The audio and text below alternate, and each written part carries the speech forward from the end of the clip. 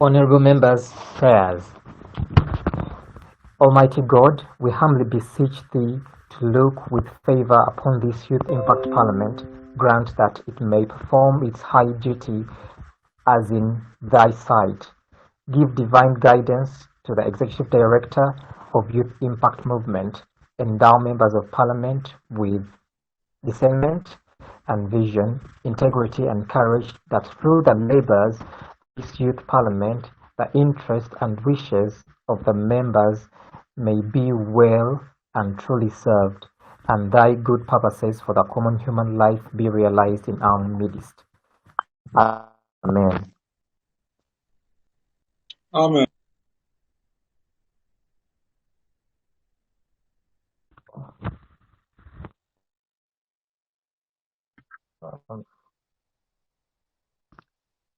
Honorable members, my name is Kawuki Wasswa, and I am the Deputy Speaker of the Uganda Youth Impact Parliament.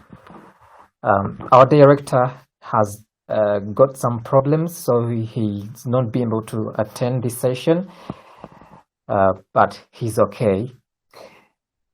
Without wasting any more time, allow me to proceed to item 2 of this session. And I would like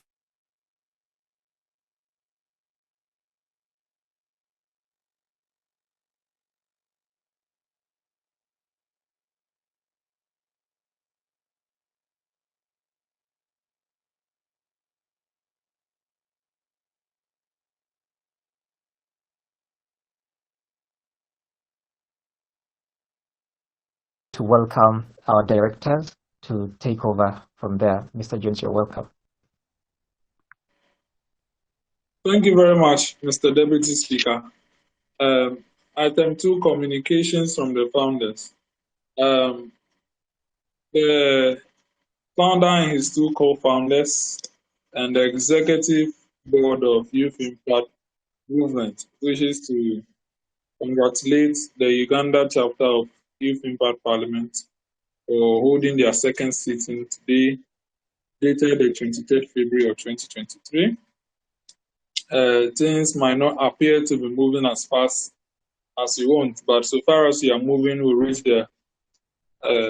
Today's sitting is basically for us to review the pilot parliament and have some discussions, which is also to have a very short debate.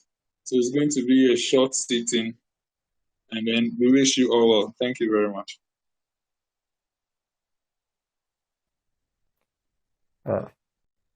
Thank you very much, our director. Yes, it looks like things are not moving as fast as we wanted, but I think the few who are here, we can do the job. So let us proceed to item 3, which is minutes of the first sitting. Our dear director, I think you've got the minutes of the first sitting. You can help us and go through them. You're welcome. The floor is yours. Thank you very much, Mr. Deputy Speaker. The first sitting, which was held on the 7th of November 2021, if I'm right, I think it's around 7th or something like that. The sitting was held to inaugurate the Uganda chapter of Youth Impact Parliament. Present was the Executive Director, which is myself, of Youth Impact Movement, the Deputy Executive Director in charge of Humanitarian Affairs, Honorable Raymond Elikamagbo, Deputy Executive Director in charge of Parliamentary Affairs, Honorable Amanor, the Speaker of Youth Impact Parliament Uganda chapter, Right Honorable Leonidas Asime, and then the Deputy Speaker of Youth Impact Parliament Uganda chapter, Right Honorable Kawuki Wasswa. The sitting started with the Executive Director of the movement chairing the first items. The prayer was read, welcome address was given, and then a presentation of the chapter was read, and then the nominees for Speaker and Deputy Speaker were presented, and then each of them took their oath separately. Then from there, the new speaker took the seat as Speaker of the House and then gave his welcome address. Then from there, we moved in and zoomed into the debate, Hope for Youth in Uganda.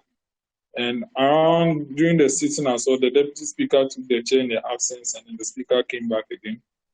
And it persisted for some minutes, and then the House was duly adjourned. And the sitting was around 1 hour to 2 hours. So this is basically what transpired during the first sitting in November 2022. Thank you.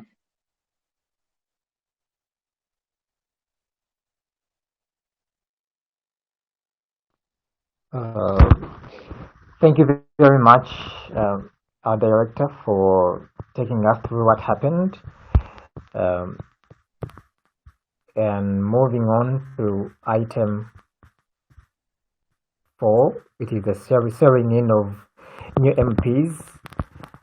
And I think we do not have any MPs available for swearing in. So let's just move swiftly to item 5, which is deliberations on pilot parliament tenure. Our dear director, again, I'll call upon you to take us through that, and then we'll proceed from there.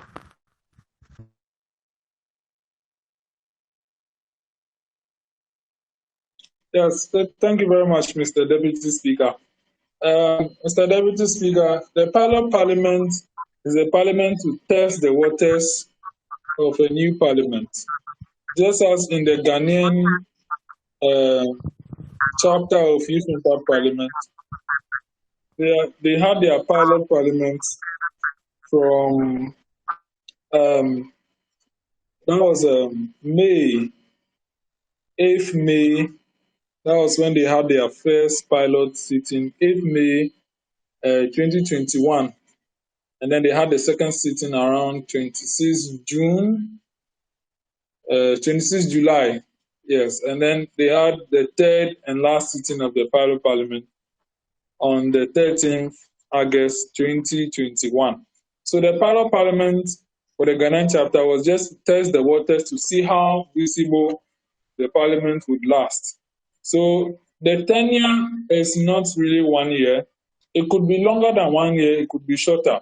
It's just to ensure that there is a stable membership commitment before the first parliament is being inaugurated. So in the case of the Ghanaian chapter, the first sitting had almost 30 MPs around. The second sitting, almost just about 12 to 15 MPs around. But the third sitting to dissolve it had around 40 MPs. So in between the line, attendance always reduces during the second sitting of the pilot parliament, of which we are also seeing over here. Attendance in most cases reduces drastically in the second parliament, the second sitting. Hope is not lost. We just need to hold sittings and keep on recomposing the house until when we are convinced that yes, the first parliament is ready to start, then the pilot parliament is dissolved, and then a new parliament is being set up through the procedure laid down by the standing orders. Mr. Deputy Speaker, in the case of the Ugandan Youth Parliament, the Uganda chapter of Youth Impact Parliament, it could be that the pilot parliament might take longer than 4 months. In the case of the Ghanaian situation, the pilot parliament was from May, June, July, and August. But in November, the Uganda chapter was formed and the pilot parliament was inaugurated. And we are now in February, which is already the 4th month, but that is the time that we are having the second sitting. So things are sure to be slow. If it is that we'll end up taking 8 to 12 months to form the first parliament, We'll keep on doing it until the waters are fine. So, as per my recommendation, I would wish that sittings are held every 2 months online for us to be testing the waters to see how vibrant the Parliament will be. And as per our deliberations in the Speaker's lobby, Mr. Deputy Speaker, it is obvious that we need to work on membership for the Uganda chapter. Membership is not as encouraging as it be. Should it be somewhere else, this second sitting will not hold because it's like they're not there. But it's important that proceedings hold. In fact, let me set a very good example why what we are doing is not really illegal. The example I want to set is in the case of the Senate of the United States of America. They have a procedure if they don't want the House to adjourn sine die, which is the House to break, but they want to actually take a recess, more like an informal recess. What they do is that the Speaker pro tempore, which is equivalent to a deputy speaker, would appoint an MP, a senator, to take the chair as let's say, an assistant to the Speaker pro tempore. And he will just be there alone. He will come to the House alone, and then he will be the only senator present, as a matter of fact. But the clerks and then the others will be there. He will start the sitting, he do prayers, and then he would ask. They'll go through the minutes, him alone being the only senator over there. And then at the end of the day, he will ask that since there is no business to be transacted, the House do stand adjourn for the next 2 days, and then he will come again in the next 3 days. These tricks are done so that the House will not adjourn sine die, which is basically taking a long break. The House needs to register that it is still doing a work. And the question is to ask, so if there is no other senator there apart from the senator chairing, why is it legal? The question is that so far as no member has raised the attention of the person presiding about quorum, whatever happens before that attention is so raised, is legal. So far as the attention is of the chair is not being drawn, that there is no quorum. He proceeds, and the proceedings are entirely legal. Yes, the speaker cannot know the number of people in the chamber, and so it's very obvious. But in that case, normally it is the MPs that draw the attention of the speaker to such an abnormality. So until the attention of the speaker is being drawn to it, or the speaker has not recognized that there is no quorum, whatever transpires is legal. Whatever transpires is legal. So in our case, that will be the procedure we'll be using to be holding the pilot sittings until we are convinced it is time to start. The first parliament of our Uganda chapter. Mr. Speaker, I want to thank Mr. Deputy Speaker. I want to thank you very well for holding the fort in the absence of the Speaker himself. We all know his situation is quite dire, but we wish him well for him to recover and then come to take up his role. And we are happy to have such a competent deputy as you to act in his absence. We in Ghana are all proud of you, Right Honorable Kawuki Wasswa, and we want to encourage you to keep on learning. And we know you will not regret from this. Who knows, in the future, one day you tell your children about how you have spent time on Youth Impact Parliament, and here you are in the future doing greater things. So we want to encourage you not to lose hope at all. It's going to work, just that it might take time. So that is my take on the tenure of the pilot parliaments. Thank you very much. I think our deputy director will also want to contribute as well. Thank you.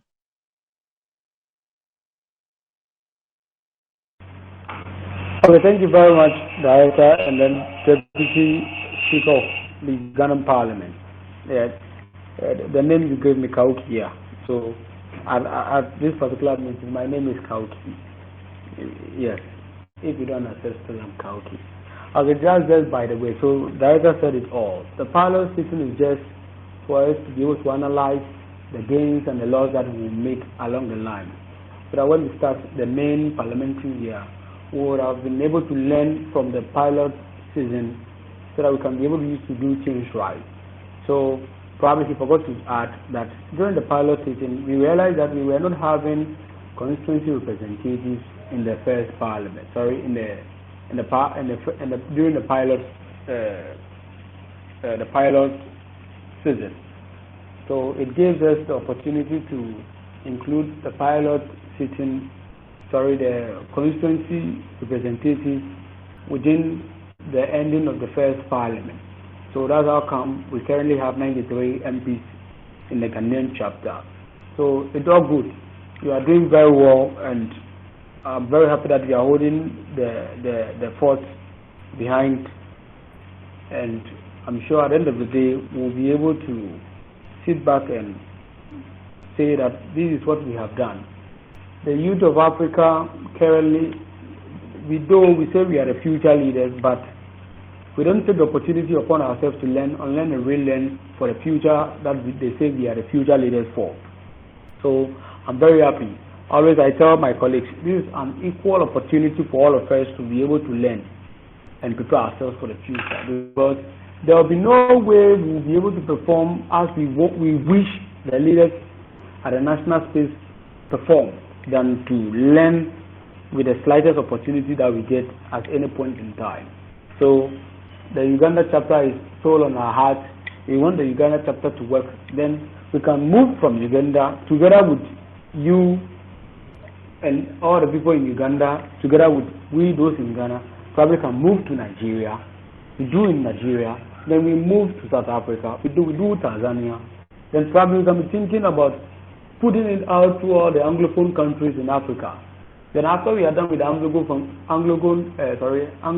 countries, then we can think about the Francophone countries to as well. Then together we'll be building a united front, African youth, that when we take over the mantle of leadership from those whom we are complaining that they are not performing, we'll be able to perform and put Africa where it is today.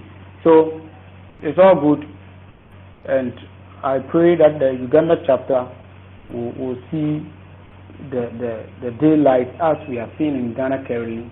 Though things may not look too promising in the beginning, but I can tell you that once you all put in the energy that you wish to put in, everything will be fine. Because when we started in 2021, things were not looking this way. Things were not rosy at all. People thought we were joking. Some people even thought we were wasting time, and they didn't see the essence of why we should be having a youth parliament of this nature. But I can tell you a record that these are the same people who want to join when things are looking good currently.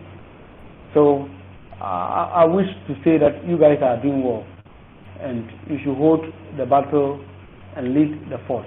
And as far as I'm concerned, we'll all sit back one day and say, no, we started this, and this is where it has gotten today. So thank you very much, Mr. Deputy Speaker. I thank you very much for the attention.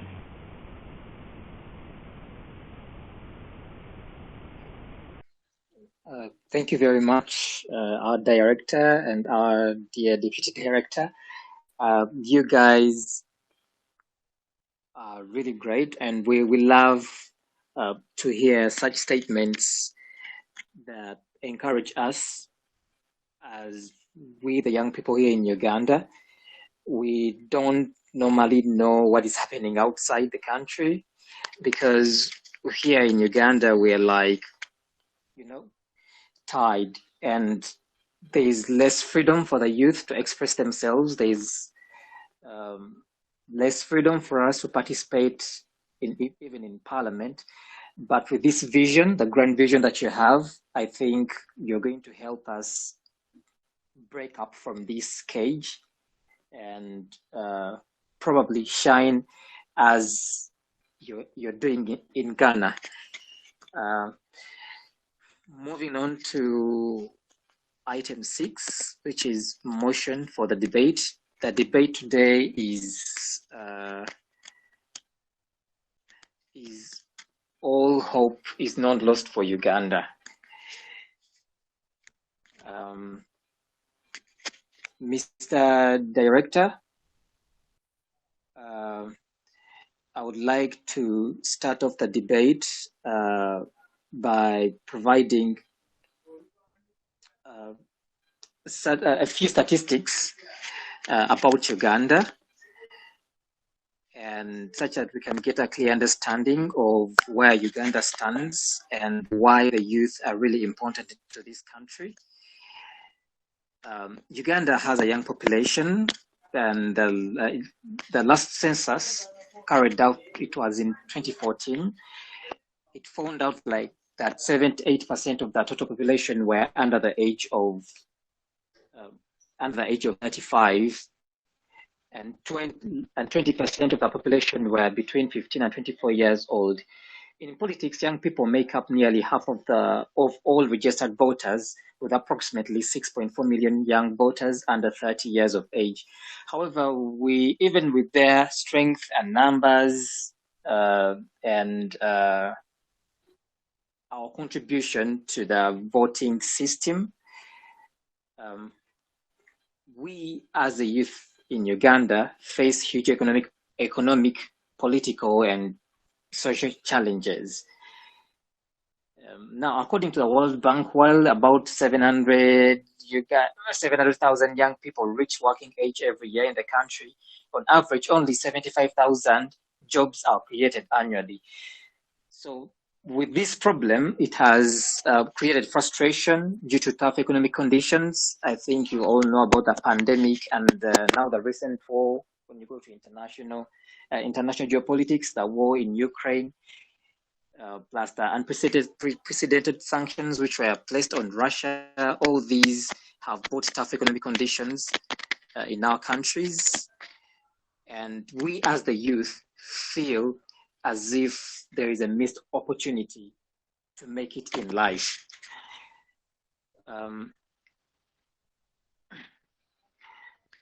Most people say in Uganda that the youth are not empowered and are disorganized. I think this is a statement that is often used to isolate us, we the young people, from the entire empowerment.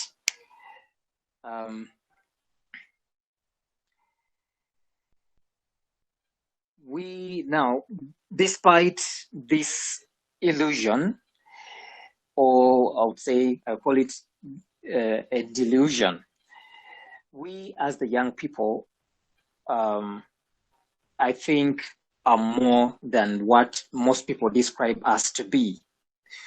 Given the fact that we are the majority of the working class, we even make up the majority of the voting exercise, I think we deserve more to this country.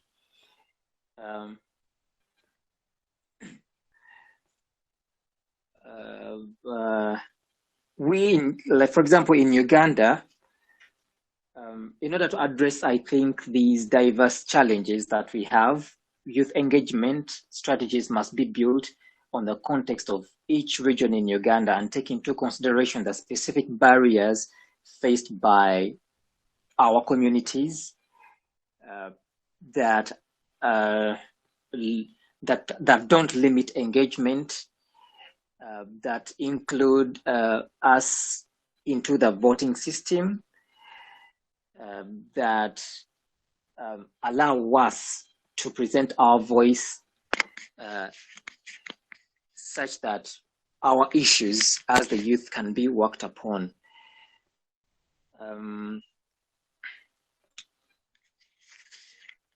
I think to strengthen the political representation of the people, we, the young people in Uganda,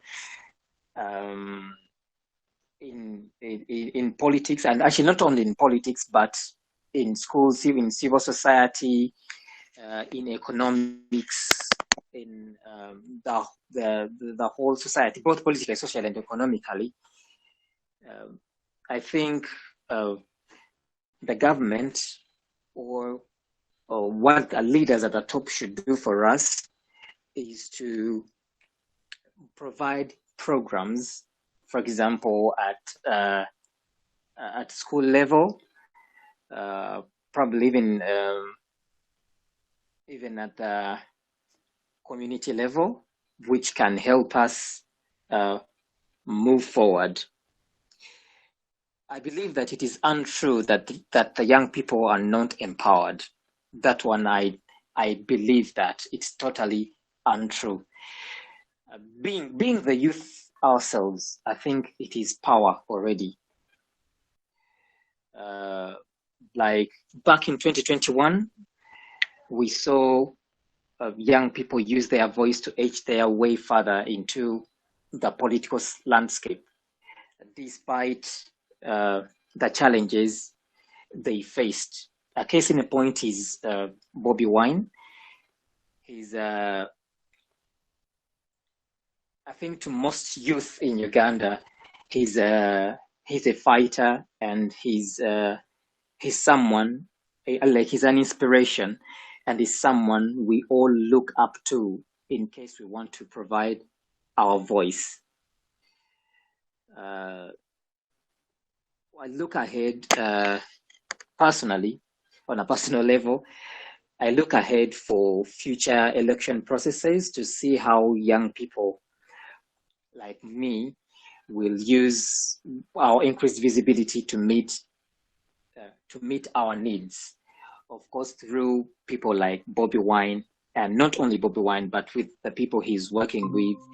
I think it's very important to all of us. Our dear director, I would like to open the debate to the House, such that we can hear from what our members are supposed to say about this. Mr. Director, the floor is yours. If you have anything, you can tell us. Okay.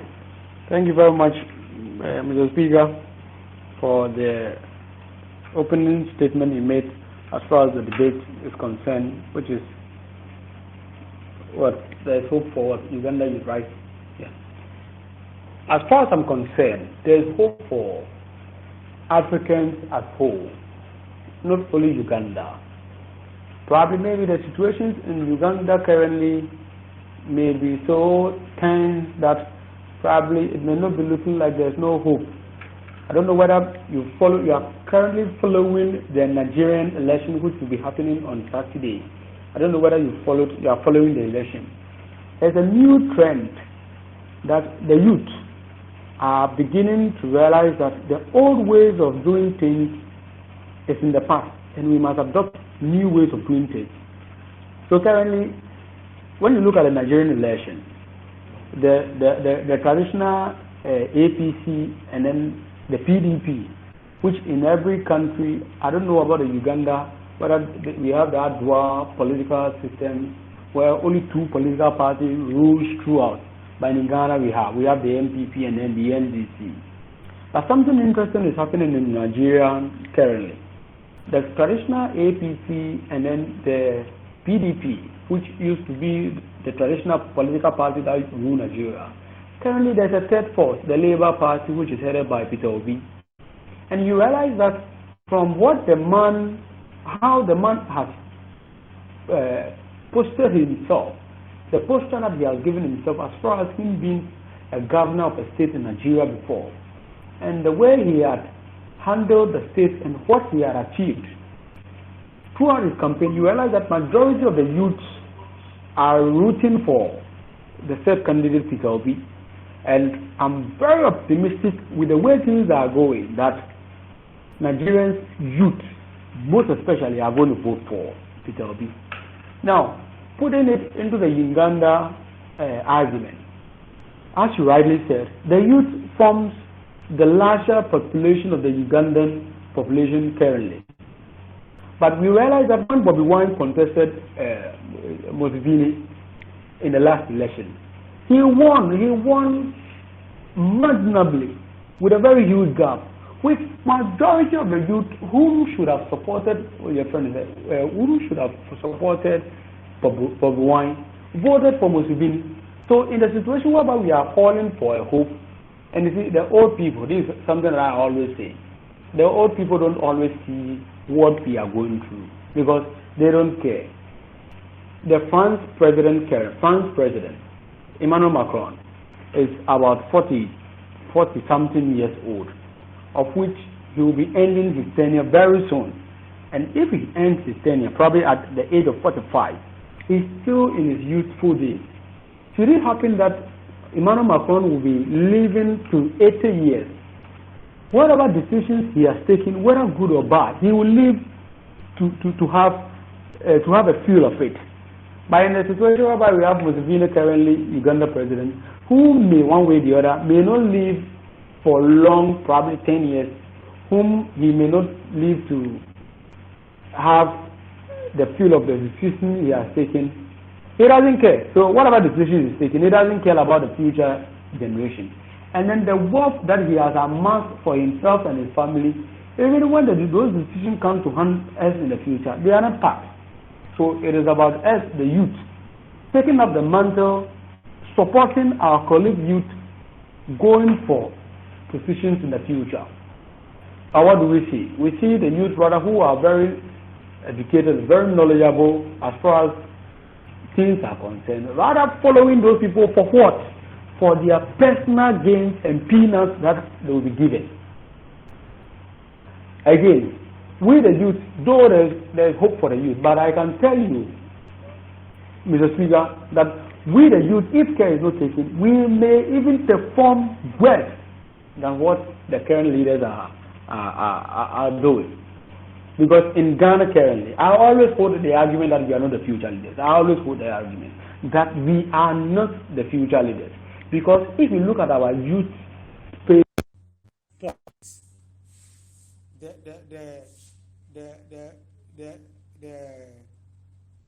a minute of this call actually. Okay. There was a call that was coming through, so I will do it. Okay, let's proceed so that I'll take that call later. When we look at our youth, the youth political space, I don't know whether you have it in Uganda, but in Ghana, within the student space, we have student leaders across all boards. So we have student leaders for students in the technical universities, we have student leaders for those in the traditional universities, we have student leaders for those who are doing their masters, we have student leaders for even those who are doing national service, like after your tertiary education, you serve the country for 1 year before you proceed to work. We have youth leaders for all these places, and it is surprising to know that the most corrupt activities that is happening currently are happening within those spaces. And these are the people who are one way or the other one day going to mount the position of ministers, MPs, presidents, and what have you. And look at what is going on currently. So, if care is not taken, when we mount the podium as leaders in the future, people will sit back and will praise Museveni for probably what he has done, because what we condemned, what we said was no good, what we were crying against is what we are doing the West. So there will be hope for the youth when we change our ways of doing things. Mr. Speaker, I'm sure this particular teaching has been communicated in time past numerous times. I realize the situation whereby what's the name? Myself, together with the director, with yourself, what's the name? Are the old people currently on this call? Yes, I understand that there are few challenges with some people, but if we can subject ourselves to discipline such that with this small opportunity that we have gotten, we can be able to work out things that we would be able to do things to yield results. What is the probability that when we are given the bigger platform, we'll perform better? So managing the small space that you have properly will always give you the upper hand to manage things when you are given the bigger space. So currently we have one MP in Ghana. He is the MP for the North Constituency, currently in Ghana, Honorable Wasswa. One interesting thing was that right after he handed over as a student leader. He was the president for the Ghanaian Union of Ghanaian Students, all students in Ghana, both home and abroad. He was the president for that particular union. When he was done with work, he was appointed Deputy Minister of Education, in charge of tertiary education. Do you know why? It was because he managed the student fund in such a way that everybody was happy. So the then president, our late president, Professor Mills, had no other option than to appoint him minister, Deputy Minister in charge of tertiary education. And those who had observed his tenure as Deputy Minister would have applauded the work that he had done. And currently, though his party is in the opposition, but you realize that he is equally preparing himself for the future. And I can tell you on record that if today his party comes back to power, probably in the next election, he is the automatic foreign affairs minister. Because when you look at his engagement with the foreign community in Ghana, putting things, meeting the ambassadors from the other countries, lobbying for opportunities for his people in his constituency. And that is what I want we the youth to do. That whilst we wait for our turn to come, we take the opportunity upon ourselves and unlearn and relearn, so that in the situation whereby opportunity comes, we will not be finding ourselves wanting, rather coming to learn on job, taking time for us to be able to understand the realities on the ground. So African youth, one way or the other, we all have become very lazy, and very, very, very corrupt, one way or the other. And if we don't change the attitude, I can say there is no hope for the youth. And who are the youth? It is we. And who are the future leaders? It is we. If we don't change our ways of doing things, how can we say that there will be hope for us? We can't make the argument on any day. So it's very important, Mr. Speaker, that while we call and we hope that we get hope, things change. We should be able to change our ways of doing things. Yes, probably maybe I may be speaking from the Ghanaian perspective, that probably things are looking a little bit rosy in Ghana, where we have our leaders closer to us. Maybe I may not be able to understand the situation properly in Uganda, but putting it on the general scale from what I'm saying, I think we the youth should change our ways of doing things. And there's one thing that we have to do, that once we the youth change our ways of doing things and our ways of thinking, the leaders will begin to take us seriously. Because they feel anything they do, we will just lament, and everything will be back to normal. So once they don't change our ways of doing things, they will continue to take us for granted. Currently, I'm sure in the last election, Museveni shared money. He shared money and shared other items. It do happen in Ghana. Let's say that there's a time where probably, let's say for example in the last election, Museveni shared money, and though maybe you took the money, and then the whole Ugandan youth population voted against him massively, and probably Bobi Wine have learned, it would have sent the signal down to any elderly person within the political space, such that now the youth have wised up. And if Nigerian is able to vote for Peter Obi in the coming election on Saturday, I'm sure that the terrain of politics in Africa will change drastically, and I believe so. So I pray that we the youth change our ways of doing things, so that when opportunity is being given to us, we will prove ourselves that we can be able to do the work that we criticize the elderly of not doing it properly. And at the end of the day, we should be able to see a bright Africa for all of us. Because Africa currently is not looking great. It is not looking bright at all. Situations in Uganda, we're having the same situations in Ghana currently, with our economic situation being very bad. So currently, in 2023, the government in Ghana currently had laid embargo on public sector recruitment. So no recruitment in 2023. Currently, as we speak. We have a situation currently in Ghana where the domestic debt exchange, whereby individual bond holders and people, individual savings are being taxed to savings that one way or the other, the central government have mismanaged funds. So if we are complaining that this is the things that we are doing, and we, the youth, don't change our attitude and ways of doing things, I bet you that we will perform worse than what is happening currently around the African continent. Youth from Uganda are complaining, youth from Tanzania are complaining, youth from Ghana is complaining, youth from Nigeria is complaining, from Sierra Leone, from Mauritania, from Morocco, from Nigeria, from Egypt, from South Africa, from Mauritius, all over the African continent. We are complaining. But what are we doing to arrest the situation? What are we doing differently? What are we doing differently within our own space? So that's why I always tell the youth MPs here in Ghana that, yes, we are complaining. What are we doing differently with our little space youth impact parliament that we have? What are we doing separately? If we can be able to manage youth impact parliament properly, I don't think there will be any position that will be given upon that we will not be able to handle it properly. As I gave the example of the MP that I spoke about, he managed the student fund properly. So he was made Deputy Minister of Education for the first time in the history of Ghana. It has never happened before.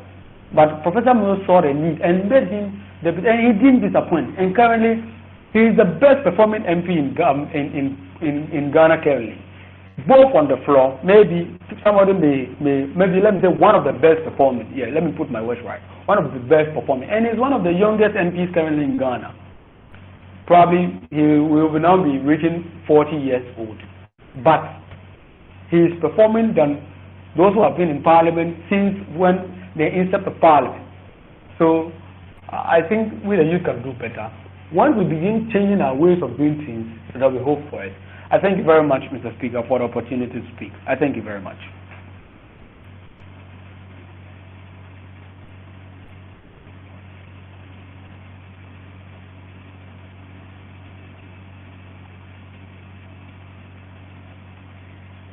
Thank you. I finished.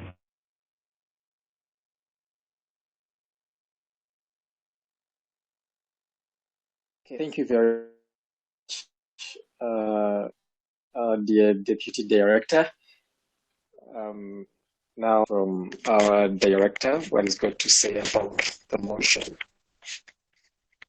Director, are you there? Yeah. Hello? I'm here.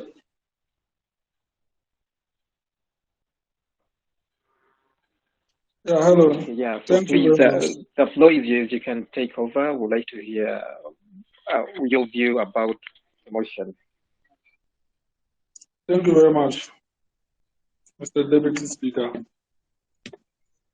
The issue of hope for the youth, just as my Deputy Executive Director has abstained, and just as your statistics, the youth are the future.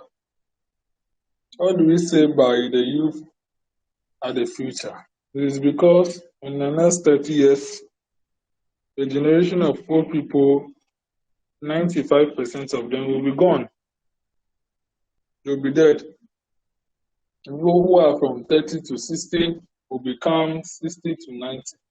The people who are 0 to 30 will become 30 to 60. And the ruling class is from 40 years to 60 or 70 in Africa and the entire world. That is the ruling class. From 40 to 70, that is the ruling class. The reason why the future is for the youth is that by the time that future that looks so long comes, the youth would have been in the ruling class and they'll be the ones at the helm of affairs. It is to give hope that even when things are not good, when you have the opportunity to make your mark. Currently in Uganda, you cannot tell me that there is no youth surrounding Museveni. Part of his ministers, there is surely a youth there. Part of the members of parliament, the 533 members of parliament, there are youths among them. There are youths among them. The regional council, legislature, they are used among them. The leaders of the districts, they are used among them. And what are we seeing right now? They are getting drunk with power. Absolutely. You cannot tell me that there is no youth currently part of Museveni's government. There are surely youth that are part. And what happened? They are drunk with power. They are unable to stand up for what is right. What may be the reasons? Maybe they are scared that they will be devoured when they stand up to speak. As a matter of fact, they know that when Museveni and his groups are gone, because they're already inside, they'll be the ones to take after. And you see, the deputy director has shared a concept with me. He said, there is a ladder in the middle and some monkeys around. And then what? A bunch of banana is on top of the ladder. And anytime a monkey tries to go to take it, the others will be hitting him, then he will not try. The others will be hitting him, then they will not try.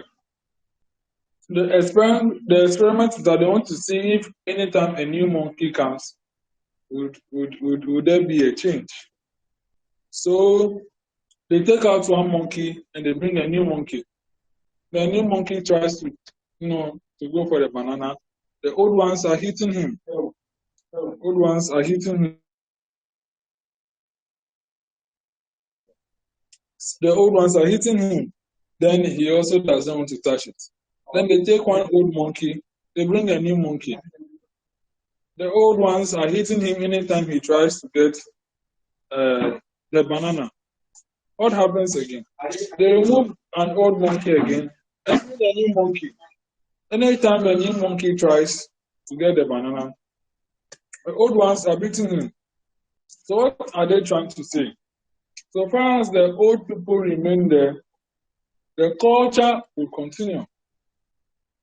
Why is it that Uganda is underdeveloped and there is no concern for the youth, jobs and all the things are not moving?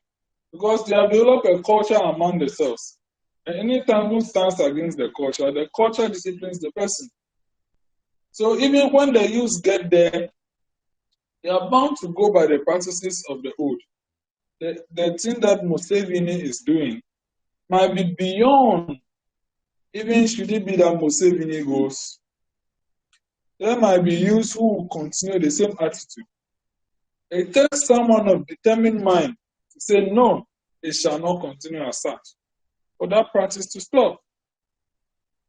Now we the youths are learning the bad attitude from the elderly, and when we come to assume leadership role and power, we continue the same issues and the problem remains unsolved. How are we going to change the future? We need the youth to be determined, to be of sound mind and integrity, that they don't get compromised when they get there. Assuming that one of the new monkeys, regardless of the fact that they are stopping him, keeps on trying until the old monkeys are tired and he finally takes the banana. Things would have changed. That is the persistency we need. And sometimes when you are not persistent, you will not gain what you want. It is he who fights that wins the battle.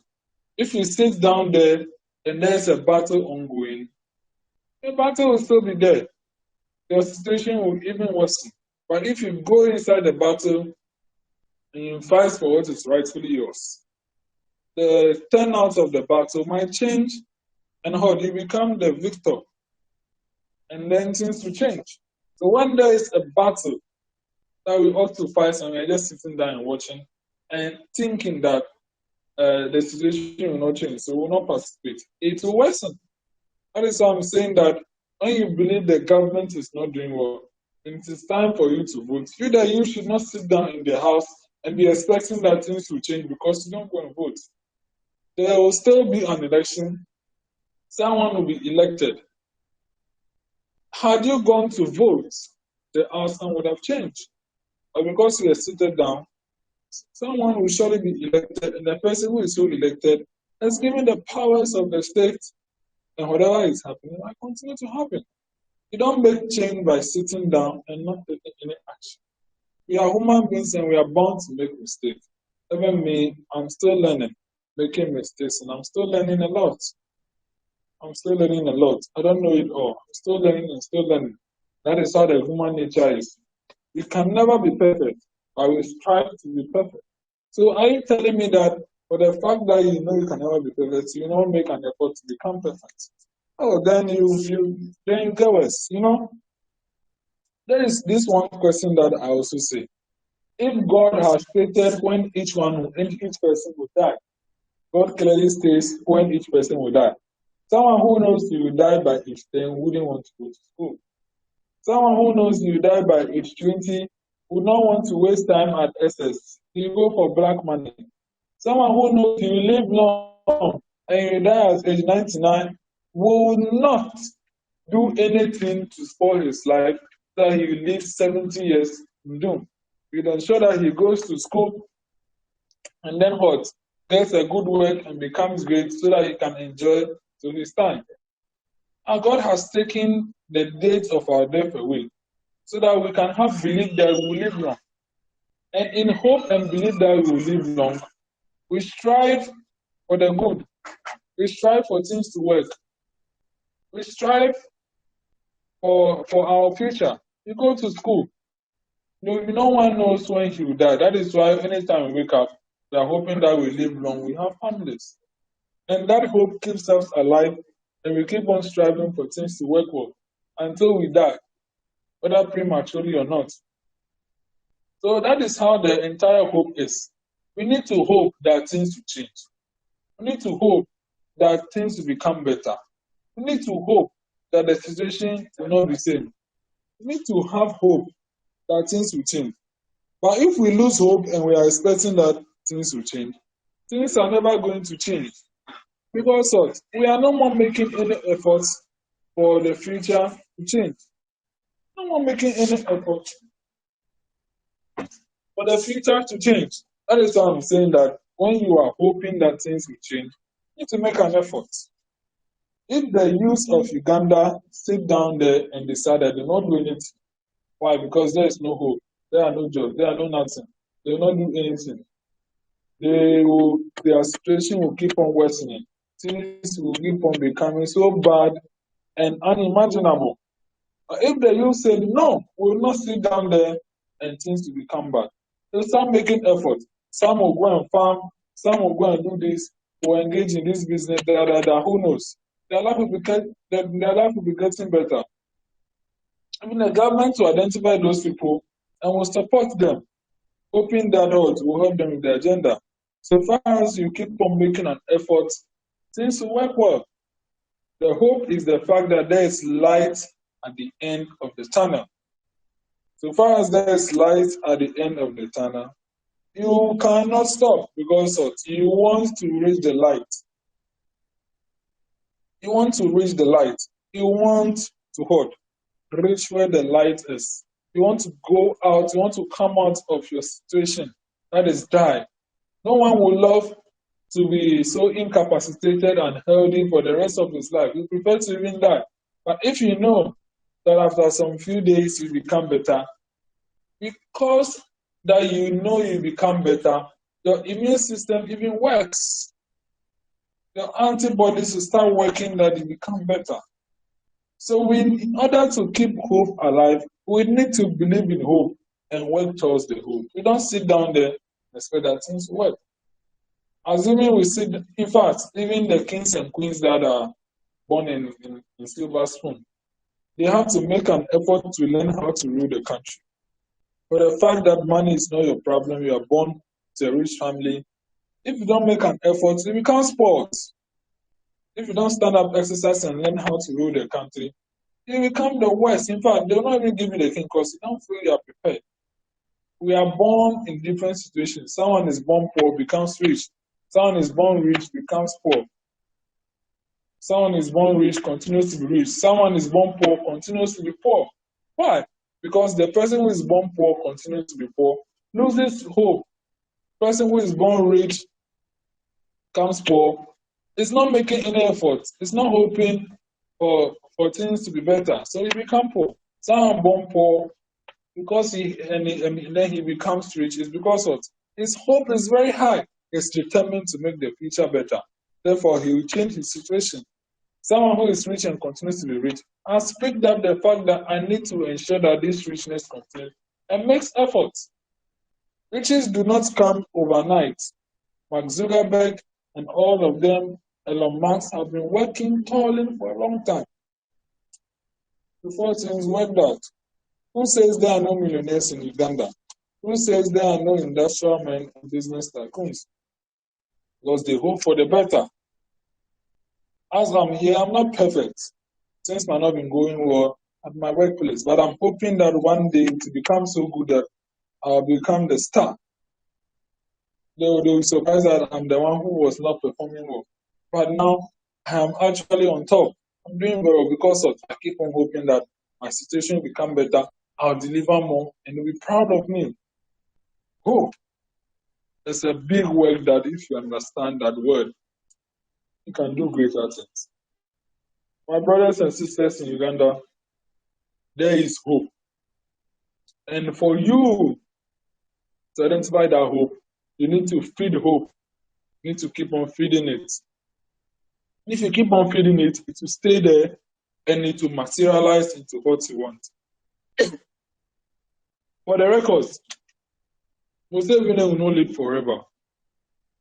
If the youths are hopeful, this will even change earlier than we expect. Museveni might be alive, but things will become better. He will not be the president again. If Museveni is not the problem, Museveni can still be there and Uganda will become better when the problem is solved. Things will become better, my brothers. Let's hope for the best. Thank you very much.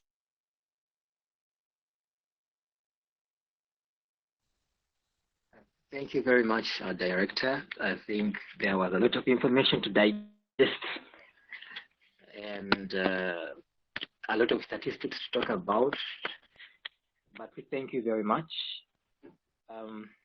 In conclusion, I would like to say that Uganda, like so many other countries around the world, is premised on the core belief that youth participation is a critical ingredient to a healthy democracy. While we continue to face challenges, initiatives like this one, the Youth Impact Parliament, is providing a platform for us to claim our place at the table and have a greater say in our future. I normally say that the power and the ball is in our hands. We either make things happen or we sit back and enjoy a ride that we are not comfortable with. It's all up to us.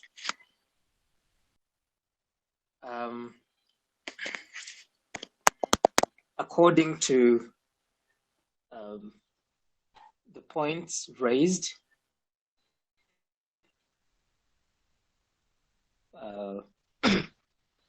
from our honorable members,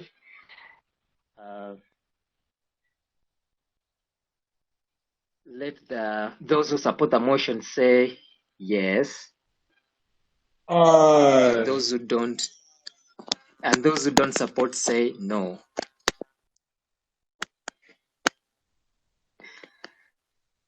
I think at this point it is very clear that those who are proposing the motion are the ones who are the winners of this motion. So with that, I declare the session adjourned. Thank you very much for participating. Yeah.